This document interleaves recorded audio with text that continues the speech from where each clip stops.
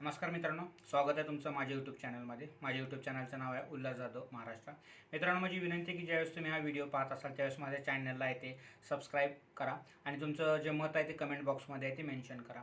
आजचा जो माझ्या ब्लॉगचा विषय आहे की आपण पाहतोय की आपल्या आसपास पुणे शहरामध्ये असतील किंवा मुंबईमध्ये असतील किंवा शहरी भागामध्ये ज्या नर्सरीच्या स्कूल आहेत, नर्सरी असेल, ज्युनियर के जी असेल, सिनियर के जी असेल, म्हणजे आपला जो विषय आहे तो शिक्षणाबद्दल आहे.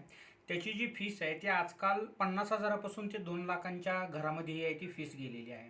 म्हणजे आपण जे 1990च्या दशकामध्ये जन्मलेली जी तरुण पिढी आहे त्यांना माहिती आहे की आपल्या पूर्ण शैक्षणिक जो खर्च आहे, 10वी पर्यंतचा, 10वीच्या नंतर 12वी आणि ग्रॅज्युएशन, ह्याचा पूर्ण जर टोटल काढली तर ते मिनिमम 1 लाख रुपयामध्ये पूर्ण आहे ते शिक्षणाचा खर्च निघतो. पण सध्याच्या घडीमध्ये नर्सरीचीच फीस तब्बल 1 ते 1.5 लाखाच्या आहे ते घरामध्ये आहे ती गेलेली आहे. 80 वर्षामध्ये देशानं असं काय मिळवलेलं आहे की त्याची फीस आहे ते डायरेक्ट 1.5 लाखाच्या घरापर्यंत आहे ती गेलेली आहे. म्हणजे सर्वसामान्याला जे शिक्षण आहे ते अतिशय प्रचंड असं महागाई ते करून आहे ते टाकलेलं आहे. ह्या शिक्षणाबद्दल आहे ते आजचा माझा आहे तो ब्लॉग आहे. आज पुणे आणि मुंबईच्या आसपास शहरामध्ये ज्या शाळा आहेत त्यांची प्रचंड प्रमाणात ही वाढलेली फीस आहे, त्याचा खर्च हा पालकांच्या आहे ते बोकांडी बसवला जातो. त्या प्रायव्हेटायझेशन स्कूलमध्ये टीचरच्या सॅलरी असतील, स्पोर्ट्स असतील, गॅदरिंग असेल किंवा आणखीन पुस्तकाचा खर्च, ट्युशनचा खर्च, त्या प्रचंड भरमसाठ आहे ते फीस आहे ते वाढलेल्या आहेत.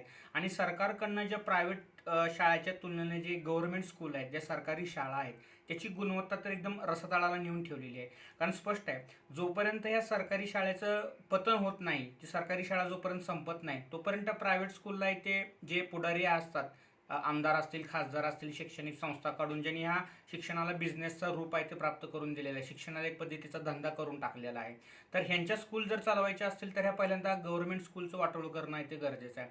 आज पुण्यामध्ये ते प्रचंड अशा स्कूल आहे ते भरमसाठ आहे ते फीस करून पालकांच्या अक्षरशः आहे ते लूट करत आहेत. आज महानगरपालिकेच्या शहरामध्ये 62 शाळा आहेत, पण त्यातल्या 50 शाळेमध्ये अशी हालत आहे की जिथं गणित आणि इंग्रजी ह्या विषयाला, ह्या मूलभूत विषयाला सुद्धा शिक्षक आहे ते पूर्ण वेळ अवेलेबल नाही आहे. म्हणजे एकेका मंत्र्यांच्या मागं 10-10, 15-15 पोलिस आहेत की ज्यांना काडीचीही गरज नाही तेवढ्या सुरक्षितेची. जनतेपासून त्यांना काही धोका नाही, उलट त्यांच्यापासूनच जनतेला हजारपटीचा धोका आहे.